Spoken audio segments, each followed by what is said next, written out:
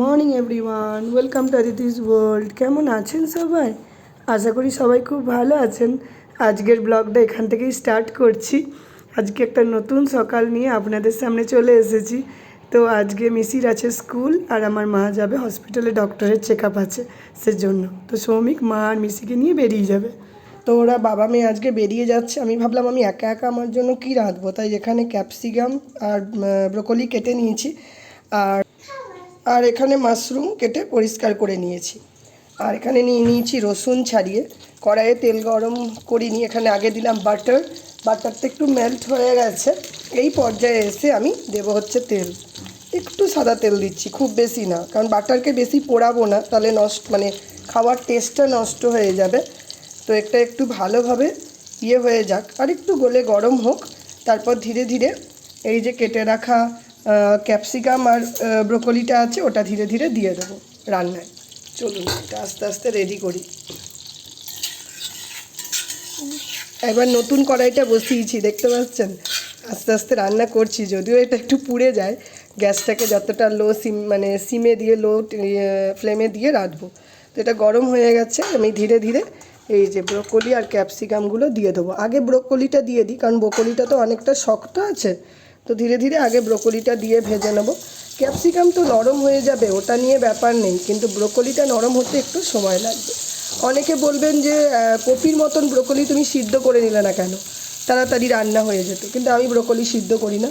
ব্রোকলির মধ্যে প্রচুর পরিমাণে অ্যান্টিঅক্সিডেন্ট, ভিটামিন আছে, প্রচুর পরিমাণে উপকারী জিনিস আছে প্রচুর, যেটা শরীরের জন্য ভীষণ ভালো। এটা যত সতেজ থাকবে তত ভালো। সিদ্ধ করে ব্রোকলি কেউ খায় না, অল্প সটে করে। আবার এটাই সটে একদম স্যালো ফ্রাই করতে হবে, খুব বেশি এটা ফ্রাই করা যাবে না।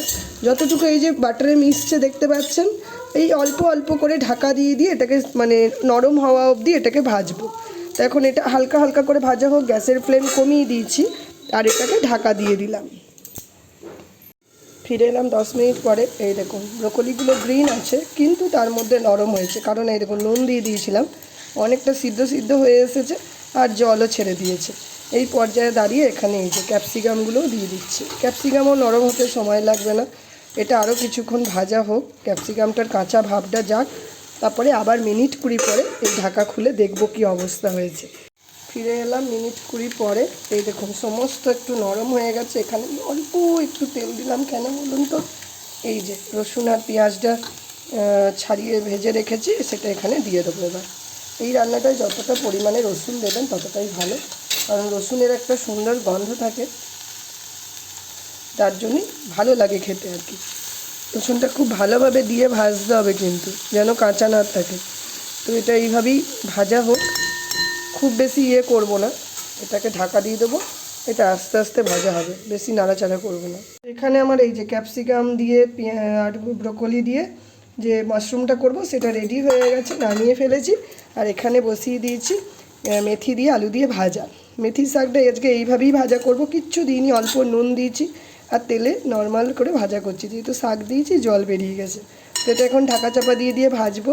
আর এই কড়াইটা যেটা নতুন এনেছিলাম বলছিলাম, এটাতে সত্যিই রান্না করে ভালো লাগছে। আজকে তো একটু তলাটা ধরেছিল অবশ্য মাশরুমটা রাঁধতে, কিন্তু ওটা ভালোভাবে ধুলাম, দেখলাম উঠে গেল, কোনো দাগ হয়নি। তো একটু ধীরে সুস্থে রান্না করলেই হবে, সিমে দিয়ে দিয়ে। তো চলুন শাকটা এখানে হতে থাকুক। এখানে ভাতও বসিয়ে দিয়েছি। আমি যাব বাইরে, কারণ আজকে প্রচুর কাছাকাছি হয়েছে। এই যে দেখতে পাচ্ছেন প্রচুর জামা কাপড় আছে। শ্রমিক এগুলো সমস্ত আজকে কেচে দিয়েছিল, বড় বড় চাদরগুলো। ওয়াশিং মেশিনটা কালকে সারিয়ে দিয়ে গেছে। আর আকাশটা মোটামুটি আছে, খুব ভালো আকাশ নেই। সকালটা দেখলাম রোদ ছিল, কিন্তু এখন দেখুন মেঘলা মেঘলা ভাব আসছে। শ্রমিককে বললাম তুমি একটু বাজার করে আনো, কারণ আমার আলু পেঁয়াজ প্রায় শেষের পথে, যেন থাকতে থাকতে রিস্টক করে নেওয়া ভালো।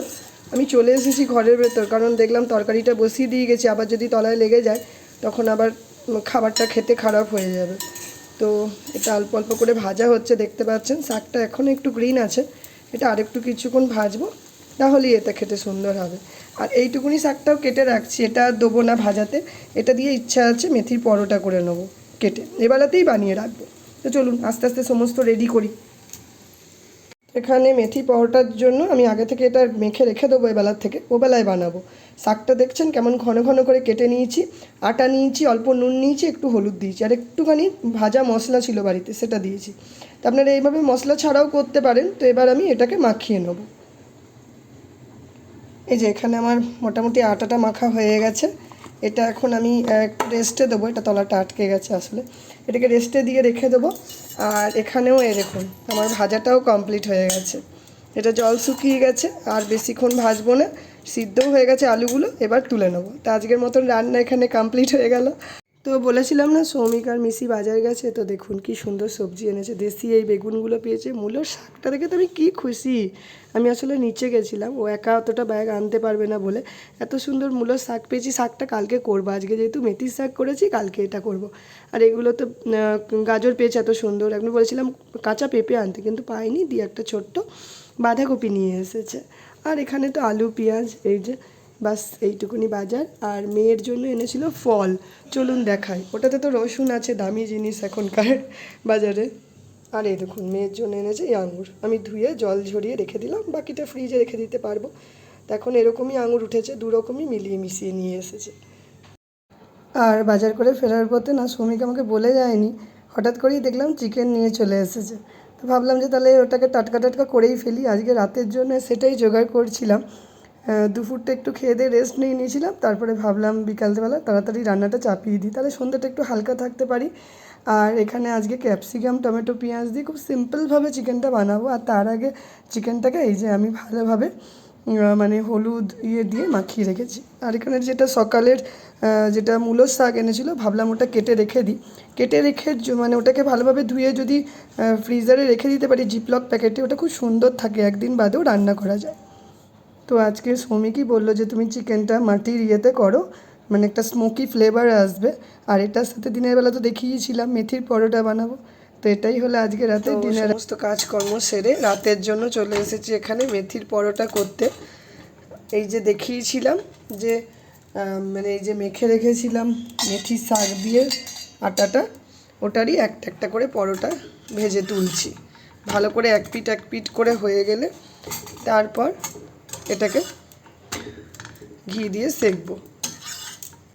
তো এই শীতকালে মেথির পরোটা ভীষণ উপকারী, খেতে যারা পছন্দ করেন তারা তো বানানি, যারা বানাননি এখনও অবধি তারাও বানিয়ে নেবেন। এখানে এই যে একটা বানিয়ে তুলেছি আমি, একবার বানিয়ে খান, আশা করব ভালো লাগবে। আমি তো প্রায় দিনই সুযোগ পেলে এখন এই মেথির পরোটা, তারপরে মেথির শাক নর্মালি রান্না এগুলো করি, মানে মেথিটাকে যতটা পারি খাওয়ার চেষ্টা করি শীতকালে। সর্ষের শাক, আজ যেমন শ্রমিক বাজার গেছিলো মূলোর শাক নিয়ে এসেছিলো, তো মূলোর শাকের তো পরোটা হয় না, মূলোর পরোটা হয়, মূলোর স্টাফিং তৈরি করে সেটার। তো আমি ভেবেছি ওটাও একদিন বানাবো, যখন বানাবো আপনাদের সঙ্গে শেয়ার করব। তো এই শীতকালে এগুলো যদি খেতে পারেন, এগুলো অ্যান্টিপক্স, মানে এগুলো শরীরের মানে বিভিন্ন অ্যান্টিঅক্সিডেন্টও আছে, প্লাস শরীরের যে ইমিউনিটি সেটাকেও বুস্ট করে। তো তার জন্য ভালো, ঠান্ডা সর্দির থেকে এগুলো শরীরকে রক্ষা করে। তো আমি বলবো আপনারা বানিয়ে খান, ভালো লাগবে। তো আজকে আপনাদের সাথে নতুন নতুন কয়েকটা রেসিপি ভিডিও দিয়ে দিলাম। আপনাদের আজকের ভিডিও কেমন লাগলো আমাকে অবশ্যই জানাবেন, আর যদি ভালো লাগে তাহলে প্লিজ লাইক শেয়ার এবং সাবস্ক্রাইব করবেন। আজকের মতন বাই।